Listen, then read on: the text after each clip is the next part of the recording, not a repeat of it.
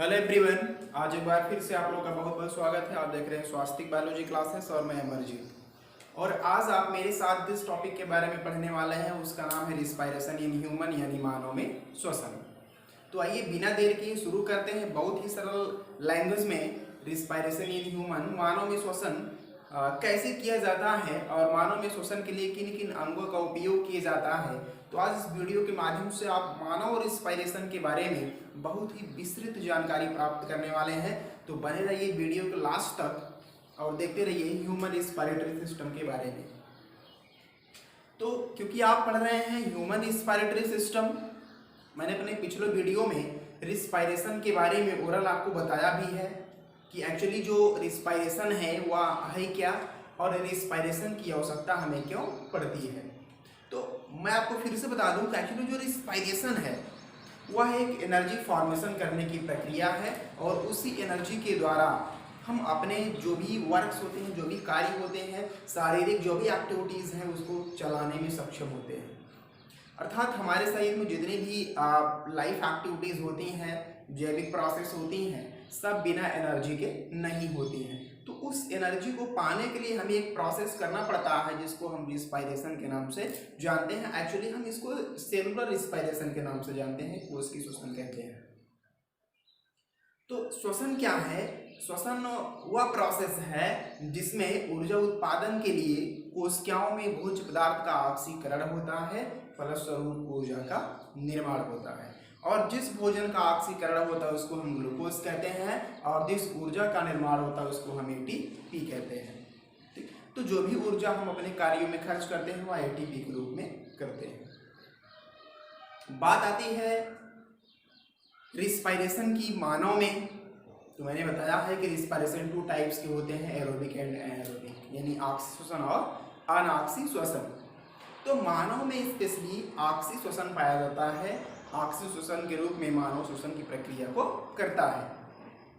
तो ऑक्सी श्वसन में क्या होता है? In the presence of O2 जो ग्लूकोज है वह ऑक्सीडाइज्ड हो जाता है और कन्वर्ट हो जाता है कार्बन डाइऑक्साइड, जल एंड एनर्जी।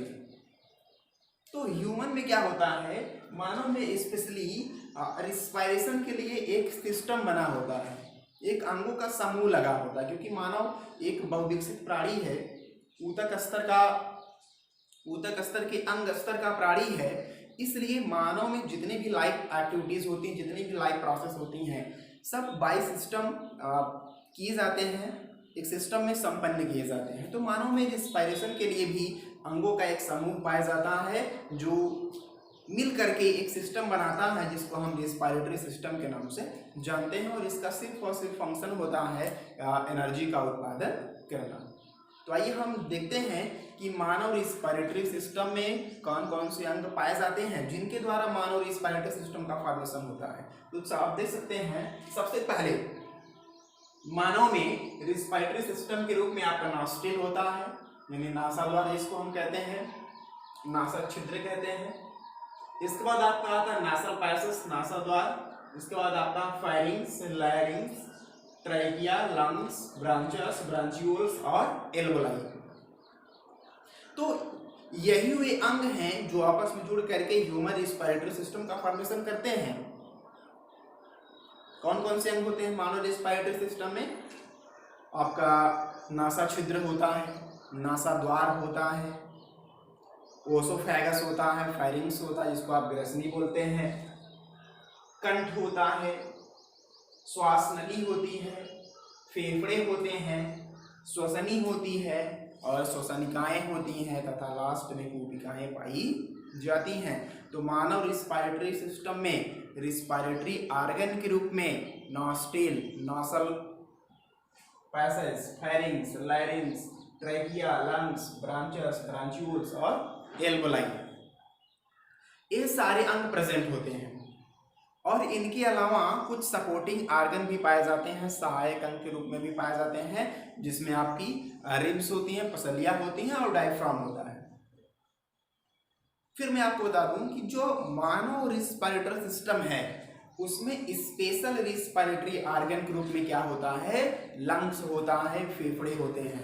तो फेफड़े ही मानव रिस्पायरेटरी सिस्टम के मेन ऑर्गन होते हैं जिनके द्वारा मानव रिस्पायरेशन की प्रक्रिया को संपन्न किया जाता है। तो आइए हम एक एक के बारे में जानते हैं कि इनका क्या फंक्शन होता है ह्यूमन रिस्पायरेटरी सिस्टम में। तो सबसे पहले बात आती है नॉस्ट्रिल। तो नॉस्ट्रिल के रूप में क्या होता है, मानव में नाक के सबसे बाहर साइड जहां से मानव रिस्पायरेटरी सिस्टम की शुरुआत होती है, दो छिद्र पाए जाते हैं। ठीक, तो नाक के जो दोनों छिद्र हैं उसी को हम क्या कहते हैं, नॉस्ट्रिल कहते हैं। तो यह हो गया ह्यूमन नोज, और ह्यूमन नोज के अंदर 1 और 2 यह हो गया क्या, पोर, जिसको हम क्या कहते हैं, नॉस्ट्रिल कहते हैं। तो दो नॉस्ट्रिल प्रेजेंट होते हैं, दो नासा छिद्र होते हैं मानव में नाक के नीचे, जिनसे शुरुआत होती है मानव रिस्पायरेटरी सिस्टम की, ह्यूमन रिस्पायरेटरी सिस्टम की। अब नॉस्ट्रिल का स्पेशल जो फंक्शन होता है एयर्स को नासल पैसेज तक पहुंचाना, यानी वायुमंडल से ऑक्सीजन को ग्रहण करना, कार्बन डाइऑक्साइड को रिलीज करना। ठीक, तो जो नॉस्ट्रिल होते हैं ये दो छोर होते हैं, दो पोर होते हैं, दोनों जा करके एक ट्यूब लाइक स्ट्रक्चर्स में खुलते हैं, और दोनों छिद्र जा करके जहां ट्यूब लाइक स्ट्रक्चर्स में ओपन होते हैं उसी को हम नासल कैविटी या नासल पैसेज के नाम से जानते हैं। यह एक ट्यूब लाइक स्ट्रक्चर्स होती है जिसका फंक्शन होता है एयर को ले जा करके फायरिंग्स में छोड़ देना। ठीक, तो जानते रहिए आप कि हमेशा मानव रिस्पायरेटरी सिस्टम की जो शुरुआत होती है वह नॉस्ट्रिल से होती है, ना कि माउथ से। माउथ से आप आपात स्थिति में श्वसन कर सकते हैं, बट जो स्पेशल ऑर्गन है वह क्या है, नॉस्ट्रिल है। तो नॉस्ट्रिल जा करके ओपन हुआ नासल पैसेज, नासल कैविटी में, या आपका नासल कैविटी हो गया, और माउथ भी जा करके फायरिंग्स में ओपन होता है। ठीक, तो एयर इंटर किया, एयर यहां से गया, पहले गया नाक में, नाक के दोनों छिद्रों से होकर के कहाँ चला गया, नासल कैविटी में चला गया। अब नासल कैविटी से जैसे जैसे एयर आगे बढ़ती है, सबसे पहला जो पार्ट्स बचता, यहाँ से फायरिंग की शुरुआत होती है। यहाँ आप देख रहे हैं नॉस्ट्रिल, नॉसल पैसेज, और उसके बाद क्या आ जाता है, फेरिंग्स आ जाता है। यह हो गया आपका नॉस्ट्रिल, नॉस्ट्रिल से आगे बढ़े हो गया नासल कैविटी, नासल पैसेज, उसके आगे आप जाएंगे तो क्या, फेरिंग्स आ जाएगा। और फेरिंग्स जिस स्थान पर लगा होता है उसी स्थान के नाम पर उसका हम नामकरण भी करते हैं। पहला आप देख रहे हैं फेरिंग का पहला पार्ट जो होता है उसको हम नोरोफेरिंग्स कहते हैं। फेरिंग्स और जो पहला पार्ट होता है उसको हम क्या कहते हैं, नोरोफेरिंग्स कहते हैं, यानी फेरिंग्स का वह भाग जो नासल कैविटी से अटैच होता है। तो फेरिंग्स के 3 पार्ट्स होते हैं स्पेशली।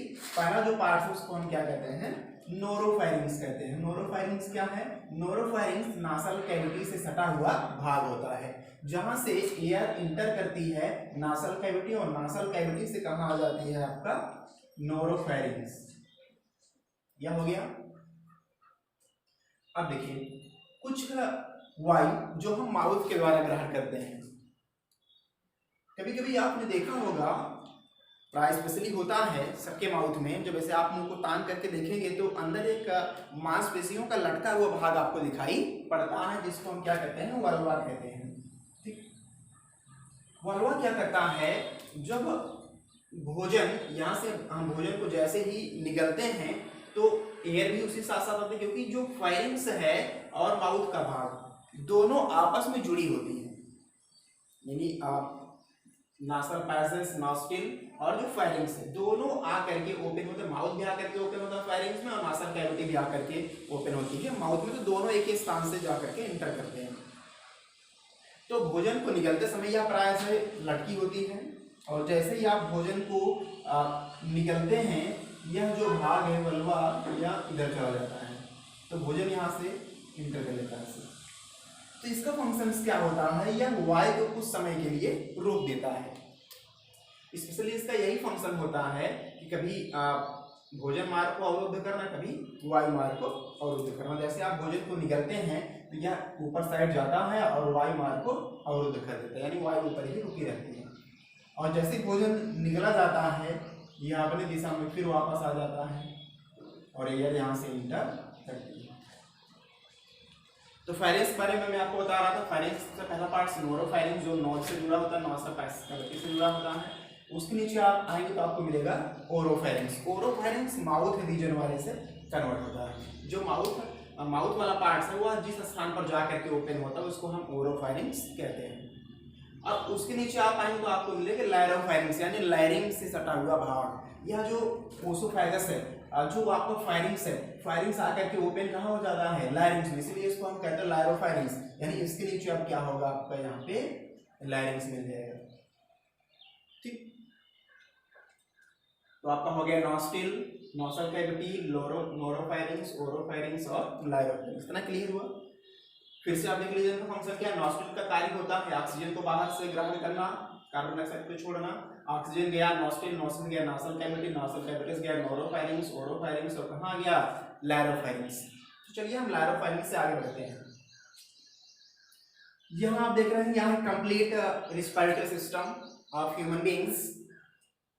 मानव में स्पेशल मैंने आपको बताया कि जो ऑर्गन पाए जाते हैं रिस्पिरेटरी ऑर्गन के रूप में, नॉस्टिल, तो यहाँ आपका नॉस्टिल हो गया, नासल कैविटी आपका हो गया, फायरिंग्स, इतना फायरिंग्स हो गया आपका, लायरिंग्स, यहाँ से बात करेंगे, यह आपका लायरिंग्स हो गया, ट्रैकिया, यह आपका ट्रैकिया हो गया, इतना इधर से, लंग्स, या दोनों आपके लंग्स हो गए, राइट और लेफ्ट, ब्रांचेस, एक ब्रांच इधर गई, एक ब्रांच इधर, दोनों ब्रांचेस हो गई, ब्रांचियोल्स, यहाँ आगे चल करके कई भागों में जिसको हम ब्रांचियोल्स कहते हैं, एल्वोलाई, आगे अंगूर के गुच्छे आकार की संरचना आपको दिख रही है जिसको हम एल्वोलाई के नाम से जानते हैं। तो यह complete respiratory system of human beings है। मानव में जो भी रिस्पिरेटरी ऑर्गन होते हैं वह इस अनुसार व्यवस्थित होते हैं। ठीक, तो आगे बढ़ते हैं। बात आई लायरिंग्स की, कंठ की, स्वर यंत्र की। लायरिंग्स के ऊपर एक ऑर्गन आपको दिख रहा है जिसका नाम है एपिग्लोटिड्स। क्योंकि मैंने आपको बताया कि जो फायरिंग्स है वह सांस को और भोजन को साथ साथ लाती है फायरिंग्स तक, क्योंकि दोनों वहां तक जुड़े होते हैं। तो कभी कभी क्या होता है, मान लीजिए आप भोजन नली हो गई और या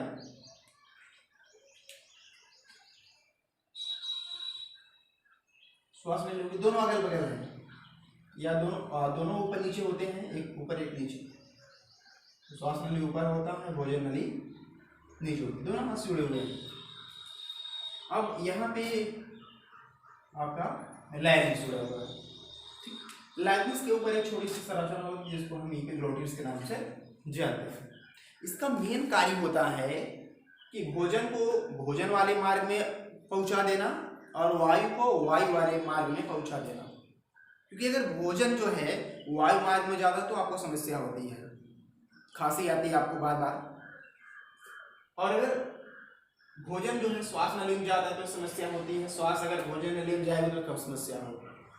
तो दोनों के मार्ग अलग अलग है यहाँ से, तो दोनों के मार्ग को अलग करने का कार्य किसका होता है, एपिग्लोटिड्स का, जो अवरुद्ध करता है भोजन मार्ग और श्वास मार्ग को और अपने अपने रास्ते जाने का जो तरीका है उसको स्पेशल ढंग से बनाता है, जिसके कारण जो वायु है वायु मार्ग में और भोजन है भोजन मार्ग में चला जाता है।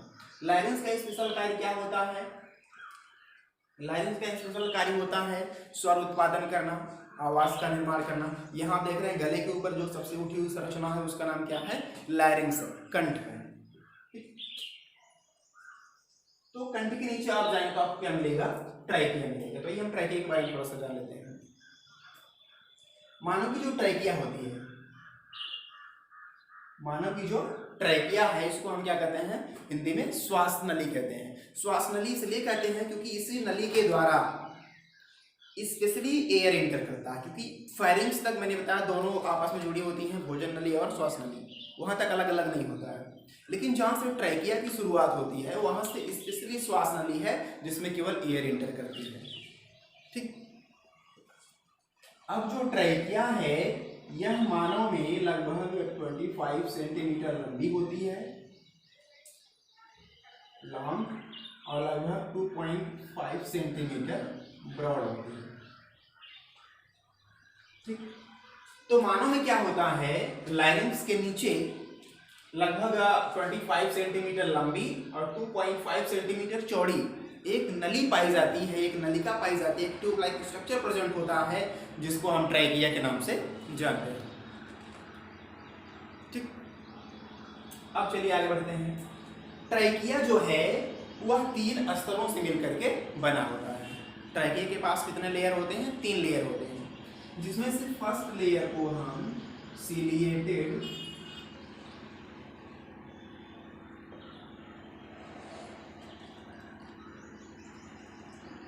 जो लाइन जो आपका ट्रैकिया है उसके पास कितने लेयर हैं? 3 लेयर हैं। सबसे फर्स्ट लेयर को हम कहते हैं सीलिएटेड एपिथेलियम। सीलिएटेड एपिथेलियम इसको इसलिए बोलते हैं क्योंकि इसके पास कुछ जो सीलिएटेड एपिथेलियम सबसे इनर लेयर होती है ट्रैकिया की, जिसके पास कुछ सीलिया प्रेजेंट होती है, यानी हेयर लाइक स्ट्रक्चर प्रेजेंट होते हैं। एपिथेलियम से बने होने के कारण इसका हम नाम सीलिएटेड एपिथेलियम रखते हैं, जिसमें कुछ हेयर लाइक स्ट्रक्चर्स भी पाए जाते हैं। और जो स्पेशल बात है कि इसमें एक सेल प्रेजेंट होती है जिसको हम कहते हैं ग्लोवेट सेल। ठीक, यह हो गया ट्रैकिया। ट्रैकिया कितने लेयर है? 3, मतलब 3 लेयर इधर, 3 लेयर इधर। तो सबसे जो इनर लेयर है इसी को हम क्या कहते हैं? सीलिएटेड एपिथेलियम बोलते हैं। और इस सीलिएटेड एपिथेलियम में एक सेल है जिसका नाम क्या है? ग्लोवेट सेल है। और इस ग्लोवेट सेल के द्वारा फॉर्मेशन होता है म्यूकस का। ग्लोवेट सेल क्या बनाती है? म्यूकस बनाती है। और म्यूकस का स्पेशल कार्य क्या होता है? जब एयर आती है ट्रैकिया में तो उसमें कुछ धूल के कण, बैक्टीरिया आदि पाए जाते हैं। तो उन धूल के कणों को, बैक्टीरिया को जो सीलिएटेड एपिथेलियम होती है वह म्यूकस की सहायता से अपनी लेयर में चिपका लेती है। चिपकाने के कारण केवल शुद्ध वायु ही ट्रैकिया के आगे बढ़ पाती है। ठीक, तो ट्रैकिया की सबसे इनर लेयर का नाम है सीलिएटेड एपिथेलियम, जिसमें एक सेल्स पाई जिसका नाम ग्लोवेट सेल। ग्लोवेट सेल से क्या सीक्रेट होता है? म्यूकस, जो बैक्टीरिया और धूल के कण को चिपकने में सहायता करता है, जिसके कारण वायु शुद्ध हो जाती है। सेकंड जो लेयर है उसका नाम है सबम्यूकोसा।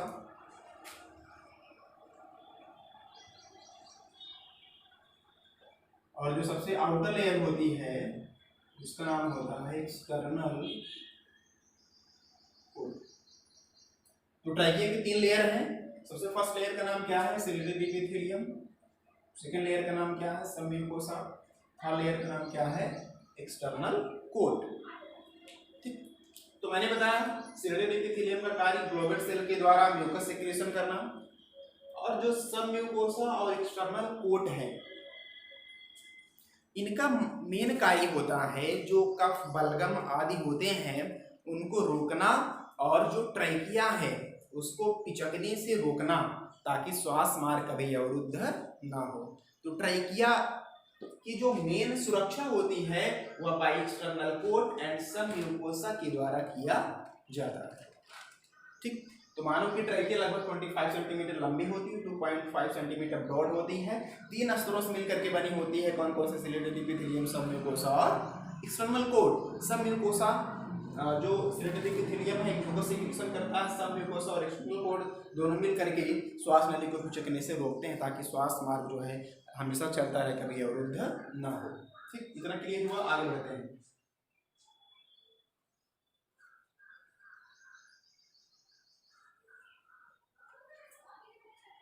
तो चलिए आगे बढ़ते हैं।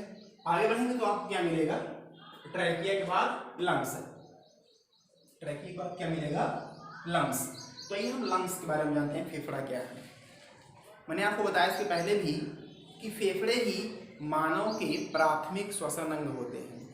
अगर आप मानव रिस्पायरेटरी सिस्टम पढ़ रहे हैं तो मानव रिस्पायरेटरी सिस्टम को जो सबसे मेन ऑर्गन है रिस्पायरेशन के लिए उसका नाम क्या है? लंग्स, फेफड़ा है। और इस फेफड़े को अगर आप देखें तो मानव में एक जोड़ी फेफड़ा पाए जाते हैं, यानी 2 फेफड़े पाए जाते हैं।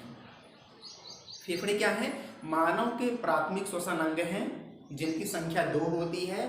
एक राइट साइड होती है और एक लेफ्ट साइड होती है। राइट और लेफ्ट कहाँ है मैं आपको बता दूं, हमेशा कंफ्यूजन होता है राइट साइड किधर है और लेफ्ट साइड किधर है। मैं आपको बता दूं कि आप जैसे खड़े हैं आपकी जस्ट अपोजिट साइड हुआ होता है। जैसे हमारा दाहिना हाथ इधर है तो इधर क्या होगा? इसका लेफ्ट होगा। और अगर हमारा बायां हाथ इधर है तो इधर इसका क्या होगा? राइट होगा। क्योंकि हम किसकी फिजियोलॉजी पढ़ रहे हैं? किसी दूसरे की फिजियोलॉजी पढ़ रहे हैं। तो जब आप किसी के सामने खड़ा होते हैं तो उसका दायां आपका बायां और उसका बायां आपका दायां हो जाएगा। ठीक, तो उसी तरह से यहाँ क्या हो जाएगा? यह आपका राइट हो जाएगा राइट लंग्स या आपका हो जाएगा लेफ्ट लंग्स। ठीक, तो मानव में एक जोड़े फेफड़े पाए जाते हैं, एक जोड़ा फेफड़ा होता है जिसमें से एक दाहिनी तरफ होता है और एक बाईं तरफ होता है। ठीक, बात आती है फेफड़े दिखाई कैसे पड़ते हैं, तो मैं बता दूं मानव के जो फेफड़े होते हैं वो बहुत ही कोमल होते हैं, बहुत ही स्पंजी होते हैं और पिंक कलर के होते हैं, गुलाबी कलर के होते हैं। ठीक, तो मानव के जो फेफड़े हैं वो बहुत ही कोमल होते हैं, ठीक, स्पंजी होते हैं और गुलाबी रंग के होते हैं। ठीक, तो मानव में एक जोड़ी फेफड़े पाए जाते हैं जो बहुत ही कोमल गुलाबी रंग के स्पंजी संरचना होती है, जो स्पेशल मांसपेशियों से बनी होती हैं। इनकी शेप की बात करें तो इनका जो शेप होता है वह होता है शंक्वाकार यानी कोन से। तो मानव में कोमल गुलाबी रंग के स्पंजी शंक्वाकार एक जोड़ी फेफड़े पाए जाते हैं जो बहुत ही कोमल होने के कारण एक सुरक्षित स्थान में बंद होते हैं। और वह सुरक्षित स्थान होता कहाँ है? हमारे थोरैसिस कैविटी में, थोरैसिस कैविटी इन दी चेस्ट। जो सीने की थोरैसिस कैविटी है यानी इनसाइड दी रिब्स, उसी के अंदर कोमल होने की वजह से जो हमारा फेफड़ा होता है सुरक्षित बना रहता है। सबसे बाहर फसलियाँ होती हैं, फसलियों के अंदर दो फेफड़े बहुत ही सुरक्षित ढंग से व्यवस्थित होते हैं जो गुलाबी रंग के होते हैं, कोमल होते हैं, स्पंजी होते हैं और शंक्वाकार होते हैं। ठीक, और दोनों फेफड़े मिल करके 1.3 किलोग्राम वजन के होते हैं। दोनों फेफड़े मिल करके 1.3 किलोग्राम वजन के होते हैं। ठीक, तो मानव में एक जोड़ी फेफड़े पाए जाते हैं, कोमल होते हैं, स्पंजी होते हैं, गुलाबी रंग के होते हैं, शंक्वाकार होते हैं, जिनकी टोटल वेट की आप बात करें तो 1.3 किलोग्राम होती है। और इनकी चारों तरफ एक मेम्ब्रेन लगी होती है। इनकी चारों तरफ एक मेम्ब्रेन लगी होती है जिसको हम क्या कहते हैं? प्लूरल मेम्ब्रेन कहते हैं।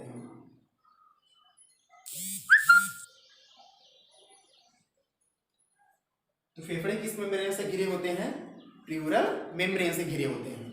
और इस प्लूरल मेम्ब्रेन में कुछ द्रव के जैसे पदार्थ भरे होते हैं जिसको हम प्लूरल फ्लूइड कहते हैं। तो फेफड़े के चारों तरफ एक मेम्ब्रेन प्रेजेंट होती है जिसका नाम क्या है? Pleural membrane. और उस प्लूरल मेम्ब्रेन के अंदर क्या है? एक द्रव भरा हुआ जिसको हम क्या कहते हैं? प्लूरल फ्लूइड कहते हैं। प्लूरल फ्लूइड और प्लूरल मेम्ब्रेन का मेन फंक्शन होता है फेफड़े की सुरक्षा करना। और आपको मैं बता दूं कि जो हमारा राइट लंग्स है वह लेफ्ट लंग्स से 10% बड़ा होता है। क्यों? क्योंकि यहाँ आप देख रहे हैं एक लाल रंग की संरचना जिसको हार्ट बोलते हैं। हार्ट जो स्पेशली बाईं तरफ के फेफड़े से सटा होता है, इसलिए इसके स्थान को थोड़ा सा दबा देता है, जिसके कारण यह जो फेफड़ा है इसके अपेक्षा थोड़ा सा छोटा हो जाता है। तो हमारा राइट लंग्स बड़ा होता है और लेफ्ट लंग उससे 10% छोटा होता है। छोटा होने का कारण है हार्ट का लेफ्ट साइड होना। ठीक, अब आपको जो दोनों फेफड़े हैं उसके नीचे डायफ्राम लगा होता है। डायफ्राम क्या करता है? सपोर्टिंग ऑर्गन होता है जो दोनों फेफड़ों को एक निश्चित स्थान पर बनाए रखता है। तो यह हो गया आपके लंग्स के बारे में। आइए आगे बढ़ते हैं। लंग्स के बाद आप आगे जाएंगे तो आपको क्या मिलेगा? ब्रांचेस मिलेगा। ब्रांचेस क्या आइए देखते हैं। जो हमारा ट्रैकिया है, श्वास नली है, वह आगे चल करके दो भागों में बढ़ रही है। आप देख रहे हैं एक भाग इधर जा रहा है, एक भाग इधर जा रहा है। तो जहां से ट्रैकिया दो भागों में विभाजित होना प्रारंभ करती है उसी भाग को हम क्या कहते हैं? ब्रांचेस कहते हैं। तो मानव में दो ब्रांचेस होती हैं, एक राइट वाले लंग्स में जाती हैं और एक लेफ्ट वाले लंग्स में जाती हैं। यह संरचना आपका ब्रांचेस है। आगे आता है आपका ब्रांचियोल्स। ब्रांचियोल्स के आपको जो ब्रांचेस है, ब्रांचेस में कई टाइप्स की ब्रांचेस होती हैं। जहां से यह पहली बार डिवाइड्स होता है उसको हम क्या कहते हैं? प्राइमरी ब्रांच आई या प्राइमरी ब्रांचेस। दूसरी बार जब डिवाइड्स होते हैं उसको हम कहते हैं सेकेंडरी ब्रांचेस। और जैसे मान लीजिए यहाँ से गया, पहली बार डिवाइड्स हुआ, प्राइमरी है। यहाँ से गया, दो बार डिवाइड्स हो गया, सेकेंडरी है। फिर आगे गया, डिवाइड्स हो गया, टर्सरी है।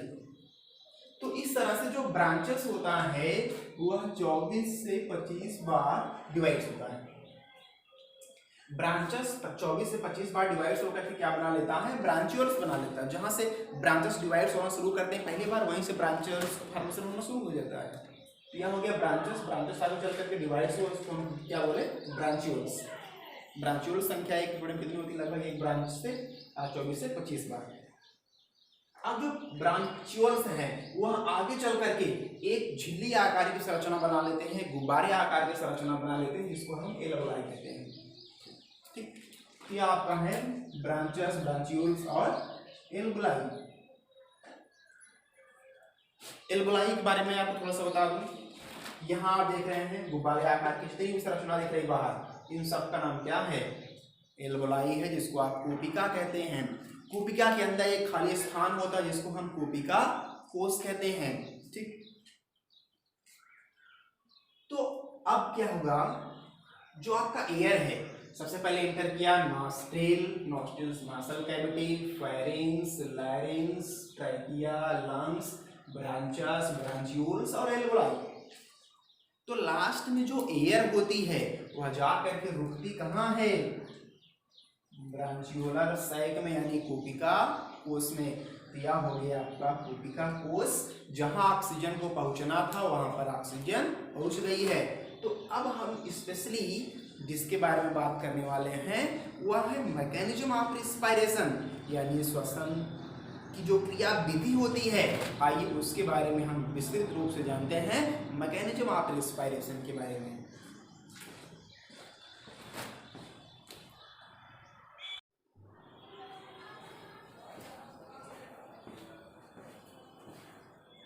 तो अभी मैंने आपको बताया ह्यूमन रिस्पायरेशन के बारे में, और स्पेशली मैंने आपको बताया ह्यूमन रिस्पायरेटरी सिस्टम के बारे में कि ह्यूमन रिस्पायरेटरी सिस्टम में स्पेशली कौन कौन से ऑर्गन इन्वॉल्व हो करके ह्यूमन रिस्पायरेटरी सिस्टम का फॉर्मेशन करते हैं और उनका स्पेशली फंक्शन क्या होता है ह्यूमन रिस्पायरेटरी सिस्टम। तो इतना पढ़ने के बाद हम आगे जिस टॉपिक के बारे में बताने वाले हैं वह है मैकेनिज्म ऑफ रिस्पायरेशन, यानी श्वसन की क्रिया विधि के बारे में।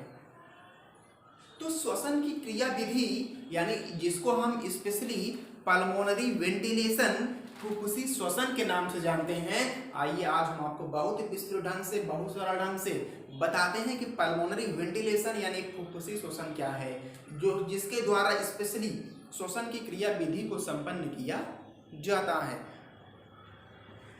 तो मैं आपको बता दूं कि जो पल्मोनरी वेंटिलेशन है उसको हम प्रायः बाह्य श्वसन या उच्छ्वसन, जिसको आप श्वासोच्छ्वास बोलते हैं, या ब्रीदिंग के नाम से भी हम इसको जानते हैं।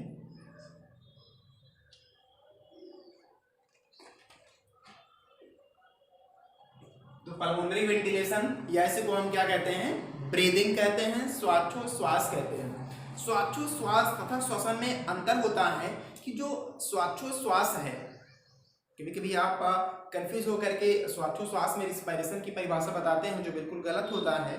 तो श्वासोच्छ्वास जो है वह स्पेशली ऑक्सीजन को ग्रहण करने और कार्बन डाइऑक्साइड को छोड़ने का प्रोसेस होता है। बट रिस्पायरेशन क्या है, रिस्पायरेशन एक केमिकल प्रोसेस है जिसमें फूड मटेरियल्स का ऑक्सीडेशन होता है और एनर्जी का फॉर्मेशन होता है। ठीक, तो ब्रीदिंग क्या है मैं इसलिए आपको बता दूं, ब्रीदिंग श्वासोच्छ्वास, सांस लेना। तो श्वासोच्छ्वास या ब्रीदिंग एक ऐसी प्रक्रिया है या श्वासोच्छ्वास वह प्रक्रिया है जिसमें वायुमंडल से ऑक्सीजन को ग्रहण किया जाता है तथा फेफड़ों से कार्बन डाइऑक्साइड को वायुमंडल में छोड़ा जाता है। तो ऑक्सीजन को ग्रहण करना तथा कार्बन डाइऑक्साइड को छोड़ना ही क्या है, ब्रीदिंग है, श्वासोच्छ्वास है। अब श्वासोच्छ्वास करने के दो प्रोसेस हो रहे हैं, कौन कौन से, पहला आपका हो रहा है ऑक्सीजन को ग्रहण करना और दूसरा हो रहा है कार्बन डाइऑक्साइड को छोड़ना। तो दोनों का प्रोसेस को मिला दें तो हो गया ब्रीदिंग, श्वासोच्छ्वास, और अलग अलग देखें तो दो प्रोसेस हो रहे हैं। एक बार आप ऑक्सीजन को ग्रहण कर रहे हैं, दूसरी बात आप कार्बन डाइऑक्साइड को छोड़ रहे हैं। तो उन्हीं दोनों के नाम पे पल्मोनरी रिस्पायरेशन को हम प्रायः दो भागों में डिवाइड करते हैं, जिसको हम इंस्पायरेशन और एक्सपायरेशन के नाम से जानते हैं। तो पल्मोनरी वेंटिलेशन या ब्रीदिंग में सबसे पहले जो प्रोसेस होती है वह होती है इंस्पायरेशन यानी अंतः श्वसन की। इस प्रक्रिया में क्या होता है, ऑक्सीजन को ग्रहण किया जाता है। नेक्स्ट जो प्रोसेस होता है एक्सपायरेशन यानी बाह्य श्वसन की, इसको हम उच्छ्वसन भी कहते हैं।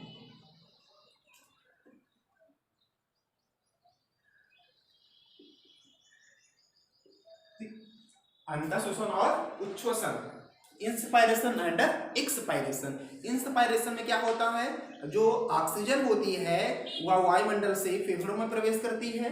एंड एक्सपायरेशन में क्या होता है, जो कार्बन डाइऑक्साइड होती है वह फेफड़े से वायुमंडल में प्रवेश करता है। तो इंस्पायरेशन में क्या होता है, O2 इंटर करती है, एक्सपायरेशन में क्या है, CO2 बाहर जाती है। क्योंकि ब्रीदिंग क्या है, श्वास, ऑक्सीजन को ग्रहण करना, कार्बन डाइऑक्साइड को छोड़ना। तो दो प्रोसेस हो रहा है, एक बार ऑक्सीजन को ग्रहण करना, एक बार कार्बन डाइऑक्साइड को छोड़ना। तो उन्हीं दोनों प्रोसेस के नाम पे जो ब्रीदिंग है उसके दो पार्ट्स होते हैं, इंस्पायरेशन एंड एक्सपायरेशन। आइए एक एक करके जानते हैं इंस्पायरेशन और एक्सपायरेशन के बारे में। बहुत सरल, ध्यान से सुनिए। इस संरचना के बारे में आप देख पा रहे हैं कि एक दो फेफड़े हैं, पसलियों के अंदर बंद हैं, डायफ्राम नीचे से इनको सपोर्ट किया हुआ है। पहली प्रोसेस के बारे में बताते हैं कि इंस्पायरेशन क्या है, अर्थात जो आप कहते हैं अंतः श्वसन क्या है। सबसे पहले आप जानेंगे इंस्पायरेशन या अंतः श्वसन के बारे में। तो मैं आपको बता दूं, अंतः श्वसन वह प्रक्रिया है या इंस्पायरेशन वह प्रोसेस है जिनके द्वारा वायुमंडल से ऑक्सीजन को फेफड़े तक पहुंचाई जाती है। तो इस फेफड़े तक पहुंचने के लिए कौन कौन से प्रोसेस करने पड़ते हैं आप एक बार देख सकते हैं। आप एक बार सांस को तेजी से अंदर करिए, ऐसे करके आप देख पा रहे होंगे कि जो आपका चेस्ट है, जैसे ही आप ऑक्सीजन को ग्रहण करते हैं, ऑक्सीजन को तेजी से खींचते हैं, आपका चेस्ट ऊपर जाता है करके आप देख सकते हैं। ऐसा होता है कि जैसे ही आप ऑक्सीजन को तेजी से ग्रहण करेंगे कि आपको लगेगा कि जो हमारा फेफड़ा है वह ऊपर आ रहा है और फेफड़े के नीचे का जो डायफ्राम है वह नीचे जा रहा है। तो यहाँ आप प्रोसेस कर सकते हैं। इंस्पायरेशन में सबसे पहले क्या होता है, जैसे ही इंस्पायरेशन का प्रोसेस होने लगता है, जो डायफ्राम अभी सटा हुआ है, बिल्कुल सटा हुआ है लंग से, वह नीचे चला आता है। इस प्रोसेस में क्या होता है, सबसे पहले डायफ्राम, मैं आपको बता दूं टोटल ब्रीदिंग में 70% रोल डायफ्राम का होता है, लगभग 75% रोल डायफ्राम का होता है और 25% रोल रिब्स का होता है, पसलियों का होता है। ये दोनों मिलकर के ब्रीदिंग करती हैं। तो कैसे होता है ये देखते हैं। अभी आप देख रहे हैं डायफ्राम फेफड़े से बिल्कुल सटा हुआ है, लेकिन जैसे ही अंतः श्वसन यानी इंस्पायरेशन प्रोसेस स्टार्ट होता है, जो डायफ्राम है सबसे पहले नीचे की तरफ मूव करता है। जैसे ही डायफ्राम नीचे की तरफ मूव करता है, जो माने जैसे आप देख सकते हैं यहाँ सटा हुआ है, अगर मैं इसको ऐसे हटा दूं तो क्या होगा, जो इसको सपोर्ट किया है यह भी क्या होगा, नीचे की तरफ भागेगा।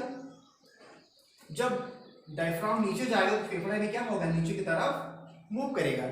जब यह नीचे की तरफ मूव करेगा तो इसका जो आयतन है, आयतन क्या होगा, बढ़ जाएगा। और जैसे ही आयतन बढ़ेगा उस समय क्या होगा, बाहर से ऑक्सीजन फेफड़े में आना प्रारंभ कर देंगे। तो इंस्पायरेशन में क्या होता है, इंस्पायरेशन के दौरान पसलियां ऊपर एवं बाहर की तरफ गति करती हैं, डायफ्राम नीचे जाता है, जिसके कारण फेफड़े का आयतन बढ़ जाता है और आयतन बढ़ने के कारण फेफड़े जो ऑक्सीजन है वह वायुमंडल से फेफड़े में भरना प्रारंभ कर देते हैं। ठीक, तो बाहर से वायुमंडल से ऑक्सीजन का फेफड़े में आना कि क्या है, इंस्पायरेशन है। इंस्पायरेशन के दौरान होता क्या है, एक बार आप सांस लेकर के देख सकते हैं कि सांस जैसे आप नीचे खींचेंगे आपको लगेगा रिब्स ऊपर जा रही है, पसली ऊपर जा रही है, डायफ्राम नीचे आ रहा है। सही में ऐसा होता है, डायफ्राम यहाँ से नीचे जाता है, पसली जो यहाँ दिख रही है ऊपर जाती है, बगल में चली जाती है। तो इस कंडीशन में क्या होता है, फेफड़े का आयतन बढ़ जाता है और जैसे ही फेफड़े का आयतन बढ़ता है कि वायुमंडल से ऑक्सीजन फेफड़े में भरना प्रारंभ कर देती है। फेफड़े में कैसे आती है मैं आपको बता दूं। सबसे पहले नॉस्ट्रिल गया, नोस्टल पैसेज, फायरिंग्स आ जाता है ट्रैकिया, ट्रैकिया से आ जाता है ब्रांचस, ब्रांचस से आ जाता है ब्रांचियोल्स, ब्रांचियोल्स लास्ट में कहाँ आ जाता है, एल्वोलाई में आ जाता है, एल्वोलाई में आकर के इस कंडीशन में भर जाता है। हो गया, क्लियर हुआ इतना? तो दूसरा प्रोसेस मैं आपको बता दूं, पहला प्रोसेस क्लियर हुआ ना, इंस्पायरेशन क्या है, इंस्पायरेशन होता है ऑक्सीजन का फेफड़े में भरना, ठीक। सेकंड प्रोसेस क्या है, एक्सपायरेशन। एक बार ऑक्सीजन आ गया, अब दूसरी बार कार्बन डाइऑक्साइड को आप छोड़ेंगे। दूसरी बार जब कार्बन डाइऑक्साइड को छोड़ते हैं तो क्या होता है, जो डायफ्राम नीचे आया था या डायफ्राम फिर से ऊपर चला जाता है, यानी यहाँ से ऊपर नीचे करता रहता है। तो जैसे डायफ्राम नीचे आया था, डायफ्राम अब क्या होगा, ऊपर जाएगा। जब डायफ्राम ऊपर जाएगा तो जो भाग नीचे लटका था उसको क्या करेगा, दबा देगा। जब दबाएगा और पसली क्या करेगी, नीचे आएगी, इस साइड जाएगी, अब फेफड़े को क्या करेगी, दबाएगी। डायफ्राम भी दबा रहा है, पसली भी दबा रहा है, फेफड़ा क्या हो जाएगा, छोटा हो जाएगा। जैसे फेफड़े का आयतन बढ़ेगा कि अंदर से वायु बाहर जाना प्रारंभ कर देगी, तो कौन सी वायु बाहर जाती, कार्बन डाइऑक्साइड। तो श्वसन यानी एक्सपायरेशन में क्या होता है, डायफ्राम फिर से अपने पोजीशन पर वापस आता है, पसलियां फिर से अपने पोजीशन पर वापस आती हैं, जिसके कारण फेफड़े का आयतन घट जाता है। आयतन घटने के कारण कार्बन डाइऑक्साइड फेफड़े से निकल करके वायुमंडल में प्रवेश करने लगती है, ठीक। इतना हो गया। अब आगे मैं आपको बता दूं, जो मेन रिस्पायरेटरी सिस्टम का फंक्शन होता है वह है गैसेस एक्सचेंज, यानी गैसेस का ट्रांसपोर्ट कैसे किया जाता है ह्यूमन बींग्स में। गैसेस एक्सचेंज में आपको बता दूं कहाँ होता है, वह होता है एल्वियोलर सैक में। यहाँ आप देख रहे हैं यह एक एल्वोलाई की संरचना है। यह क्या है, एक एल्वियोलर सैक है जिसमें दो तरह की नलिकाएं आपको दिख रही है, एक है पल्मोनरी वेन और एक है पल्मोनरी आर्टरी। अभी आप सर्कुलेशन पढ़ेंगे तो उसमें सारा प्रोसेस आपको क्लियर हो जाएगा कि मानव में ब्लड विजल्स के रूप में दो विजल्स मेन रूप से पाए जाते हैं, एक है आर्टरी और एक है वेन। आर्टरी हमेशा ऑक्सीजन युक्त रुधिर का परिवहन करती है और वेन हमेशा कार्बन डाइऑक्साइड युक्त रुधिर का परिवहन करती है। बट इनसे डिफरेंस भी कुछ दो रुधिर वाहिनियां और पाई जाती हैं, जिसको हम पल्मोनरी आर्टरी और पल्मोनरी वेन के नाम से जानते हैं। अगर आर्टरी की बात आती है तो आर्टरी में हमेशा प्योर ब्लड होता है, शुद्ध रुधिर होता है। शुद्ध रुधिर का मतलब ऑक्सीजन युक्त। और अगर पल्मोनरी आर्टरी की बात आ जाए तो पल्मोनरी आर्टरी में ऑलवेज जो होता है आर्टरी से भिन्न होता है, यानी अगर आर्टरी में शुद्ध है तो पल्मोनरी आर्टरी में क्या हो जाएगा, अशुद्ध हो जाएगा, यानी कार्बन डाइऑक्साइड वाला हो जाएगा। और अगर वेन की बात आए, केवल धमनी की बात, सीरा की बात आए, अगर सीरा की बात आए तो सीरा में हमेशा कार्बन डाइऑक्साइड रुधिर बहता है, यानी अशुद्ध रुधिर बहता है। लेकिन अगर उसके अपोजिट हम पल्मोनरी आर्टरी बोल दें तो पल्मोनरी आर्टरी में क्या हो जाएगा, हमेशा शुद्ध रुधिर हो जाएगा, ठीक। तो यही बात है यहाँ पे, यहाँ पल्मोनरी वेन्स रेड कलर की और पल्मोनरी आर्टरी ब्लू कलर की मैंने बनाई है। और यह जो संरचना है आपका एल्वियोलर है, एल्वियोलर साइड जो मैंने यहाँ से लिया है। तो इसकी अंदर संरचना बिल्कुल ऐसे होती है। यह जो संरचना यहाँ आप देख रहे हैं, एयर इंटर कर रही है और एयर बाहर जा रही है, दो तीर लगी हुई है, यानी कार्बन डाइऑक्साइड निकलेगी और ऑक्सीजन अंदर आएगी। तो कैसे होता है गैसेस ट्रांसपोर्ट, मैं आपको बता दूं गैसेस एक्सचेंज कैसे किया जाता है ह्यूमन रिस्पायरेटरी सिस्टम के द्वारा। तो यहाँ देख रहे हैं दो गैस है, रेड वाली अंदर जा रही है, ब्लू वाली ऊपर जा रही है। रेड वाली क्या है, कार्बन डाइऑक्साइड, रेड वाली क्या है, ऑक्सीजन युक्त है, और ब्लू वाली क्या है, कार्बन डाइऑक्साइड युक्त है। जो ब्लू लाइन आप देख रहे हैं या रुधिर वाहिनियां, जिसको पल्मोनरी आर्टरी, पल्मोनरी वेन कहते हैं, और जो ब्लू लाइन आप यहाँ देख रहे हैं उसको पल्मोनरी आर्टरी बोलते हैं। तो पल्मोनरी वेन में हमेशा ऑक्सीजन युक्त रुधिर रहता है, पल्मोनरी आर्टरी में हमेशा कार्बन डाइऑक्साइड युक्त रुधिर रहता है। तो पल्मोनरी आर्टरी ट्रांसपोर्ट करेगी किसको, O2 को, पल्मोनरी वेन ट्रांसपोर्ट करेगी O2 को, पल्मोनरी आर्टरी ट्रांसपोर्ट करेगी किसको, CO2 को। तो गैस आई, मान लीजिए यहाँ जो रेड वाली गैस है, ऑक्सीजन इंटर कर रहा है, कहाँ आ गया, यहाँ आ गया, रेड गैस दिख रही है सर, आ गया कहाँ, एल्वियोलर साइड में। ऑक्सीजन आकर के भर गई कहाँ, एल्वियोलर साइड में। आप देखिए गैसेस एक्सचेंज कैसे हो रही है, ध्यान से देखिए। यहाँ आप दो लाइन देख रहे हैं, एक पल्मोनरी वेन और एक पल्मोनरी आर्टरी। क्योंकि सबसे पहले मैं आपको बता दूं कि जो ऑक्सीजन गैस होती है या कार्बन डाइऑक्साइड गैस होती है, यह जो है बहुत कम घुलनशील होती हैं और बहुत कम घुलनशील होने की वजह से इनका ट्रांसपोर्टेशन जो है, इनका परिवहन पूर्ण रूप से नहीं हो पाता है। उस पूर्ण रूप से ना होने की वजह से कुछ ऐसे पदार्थ की आवश्यकता पड़ती है जो गैसेस को पहुंचाए कहाँ तक, सेल्स तक। क्योंकि जब तक गैसेस सेल तक नहीं पहुंचेंगी आप रिस्पायरेशन नहीं कर पाएंगे, एनर्जी को नहीं प्राप्त कर पाएंगे, अर्थात कुछ समय बाद आपकी मृत्यु हो जाएगी। तो उस कंडीशन को लगातार बनाए रखने के लिए, अर्थात ज्यादा दिनों तक जीवित रहने के लिए क्या करना होगा, संपूर्ण गैसेस को पहुंचाना होगा कहां तक, सेल तक। डिले होकर तो पहुंचेगा नहीं, तो कुछ पदार्थों की आवश्यकता पड़ती है जो इसको ट्रांसपोर्ट करके पहुंचाए। तो वे पदार्थ कौन है जो इनको ट्रांसपोर्ट करके पहुंचाते हैं, मैं आपको बता दूं। जब आप ब्लड पढ़ेंगे तो ब्लड में आपको मिलेंगे 3 टाइप्स की सेल। कौन कौन सी, आरबीसी, डब्ल्यूबीसी और प्लेटलेट्स। इसमें से जो आरबीसी है इसको हम लाल रुधिर कणिका बोलते हैं। लाल रुधिर कणिका होने का कारण है कि इसमें हीमोग्लोबिन प्रेजेंट होता है। ठीक, हीमोग्लोबिन प्रेजेंट होता है जिसकी वजह से यह लाल कलर की होती हैं। हीमोग्लोबिन लाल रंग क्यों देता है, क्योंकि इसमें हीम नामक प्रोटीन्स प्रेजेंट होती हैं, और वही हीमोग्लोबिन्स ह्यूमन रिस्पिरेटरी पिगमेंट कहलाता है, मानव श्वसन का वर्णक कहलाता है। जो हीमोग्लोबिन है उसको हम क्या बोलते हैं, ह्यूमन रिस्पिरेटरी पिगमेंट। तो जो रिस्पिरेटरी पिगमेंट है वह क्या करेगा, गैसेस को अपने साथ बाइंड करके ट्रांसपोर्ट कर देगा। सबसे पहले आइए देखते हैं ऑक्सीजन का ट्रांसपोर्ट कैसे होता है। इतना क्लियर हो गया आपको? ठीक, तो सबसे पहले हम क्या देखेंगे,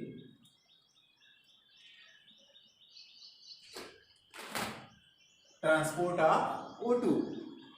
तो ट्रांसपोर्ट ऑफ O2 में आपको बता दूं कि अगर आपके पास 100% O2 है, कितना है, 100% O2 है, तो इसमें से क्या होता है, 3%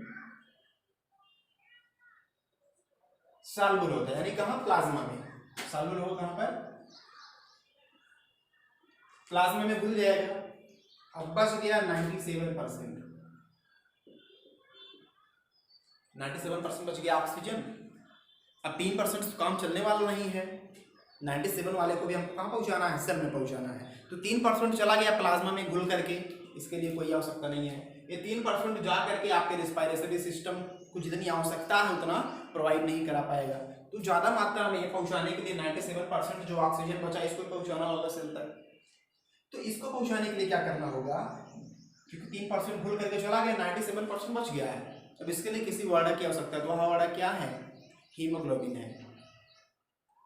हीमोग्लोबिन क्या करता है, ऑक्सीजन को अपने साथ बाइंड करके बना लेता है ऑक्सी हीमोग्लोबिन।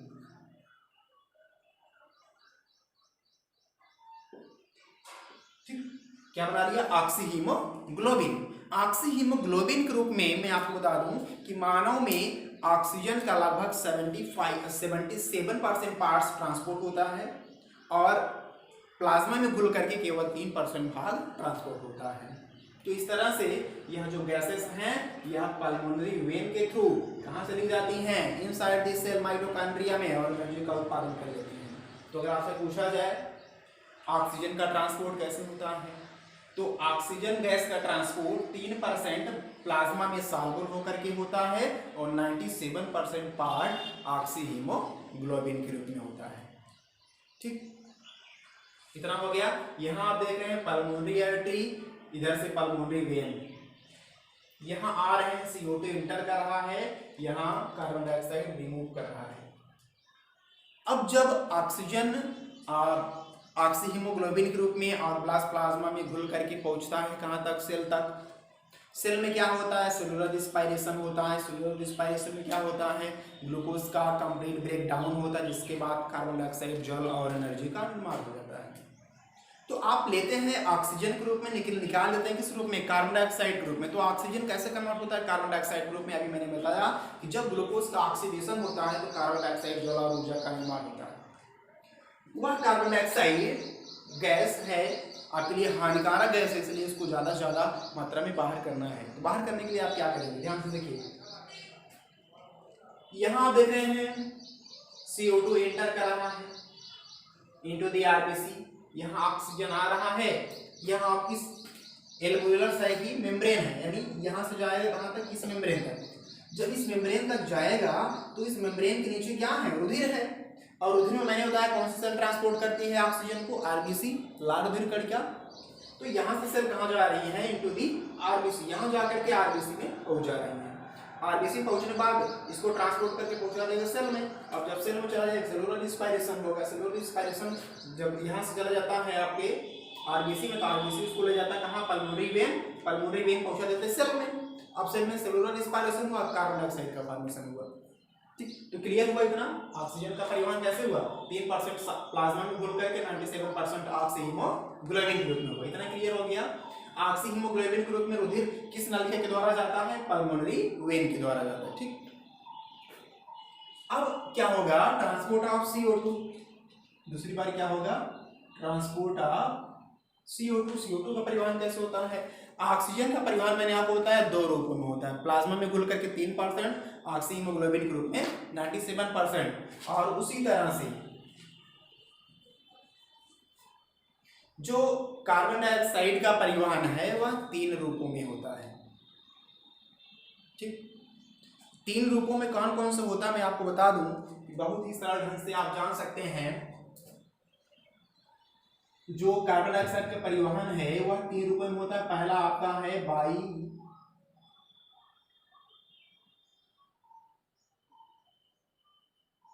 बाइकार्बोनेट आयन के रूप में। बाइकार्बोनेट आयन के रूप में मैं आपको बता दूं, कार्बन डाइऑक्साइड का 70% भाग ट्रांसपोर्ट होता है। ठीक,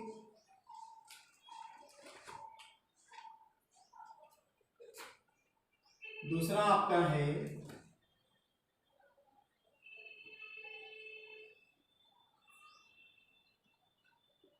कार्बिनो हीमोग्लोबिन। कार्बिनो हीमोग्लोबिन ग्रुप में 23% पार्ट्स ट्रांसपोर्ट होता है। तीसरा आपका है प्लाज्मा में। प्लाज्मा में घुल करके केवल 7% पार्ट्स ट्रांसपोर्ट होता है। तो कार्बन डाइऑक्साइड का परिवहन 3 रूपों में होता है। सबसे पहला जो सबसे ज्यादा मात्रा में कार्बन डाइऑक्साइड का परिवहन किस रूप में होता है, बाइकार्बोनेट आयन के रूप में, यानी CO3- के रूप में। तो लगभग 70% कार्बन डाइऑक्साइड का परिवहन बाइकार्बोनेट आयन के रूप में, और 23% कार्बन डाइऑक्साइड का परिवहन किस रूप में होता है, कार्बिनो हीमोग्लोबिन के रूप में, और 3% जो 7% बचा है उसका जो परिवहन होता है प्लाज्मा में साल्बुल होकर के किया जाता है। तो इस तरह से जो गैसेस हैं यह जाएंगी पल्मोनरी वेन से, लेकिन वापस आएंगी किससे, पल्मोनरी आर्टरी से। पल्मोनरी आर्टरीज को लेकर ला करके फिर छोड़ देगी कहाँ, एल्वियोलर साइक में। एल्वियोलर साइक से क्या होगा, गैसेस जो कार्बन डाइऑक्साइड है रिमूव हो जाएगी कहाँ, आउटसाइड ऑफ द बॉडी। तो क्लियर हुआ। ऑक्सीजन का परिवहन किस रूप में हुआ, 3% प्लाज्मा में घुल करके, और 97% किस रूप में, कार्बिनो ऑक्सी हीमोग्लोबिन के रूप में। कार्बन डाइऑक्साइड का परिवहन कैसे हुआ, 70% जो है बाइकार्बोनेट आयन के रूप में, 23% जो आपका है कार्बन हीमोग्लोबिन के रूप में, और 7% प्लाज्मा में घुल करके। ठीक, गैसेस एक्सचेंज कहाँ होती हैं, इनसाइड द एल्वियोलर मेम्ब्रेन। यहां आप देख रहे हैं ऑक्सीजन इंटर कर रहा है और कार्बन डाइऑक्साइड बाहर जा रहा है। ऑक्सीजन के एंटर करने की प्रक्रिया को हम इंस्पायरेशन, कार्बन डाइऑक्साइड के बाहर जाने की प्रक्रिया को हम एक्सपायरेशन के नाम से जानते हैं। ऑक्सीजन आती है पल्मोनरी वेन से और कार्बन डाइऑक्साइड जाती है पल्मोनरी आर्टरी से। दोनों ला करके छोड़ देती हैं इसको एल्वियोलर साइक में। एल्वियोलर साइक में इंस्पायरेशन और एक्सपायरेशन के दौरान गैसेज एक्सचेंज होती रहती हैं और इस तरह से मानव में श्वसन की प्रक्रिया पूर्ण रूप से कंप्लीट होती है। तो इसी तरह से आप सारे ह्यूमन फिजियोलॉजी के बारे में एक एक करके पढ़ेंगे। तो आप लगातार बने रहिए स्वास्थ्य बायोलॉजी क्लासेस की चैनल पे। अगर आप चैनल को सब्सक्राइब नहीं किए हैं तो ज़्यादा से ज़्यादा सब्सक्राइब करें और हाँ, अपने मित्रों तक, अपने जो आसपास के लोग हैं जो पढ़ना चाहते हैं उनके पास तक वीडियो को शेयर जरूर करें ताकि कोई भी पढ़ने से वंचित ना हो।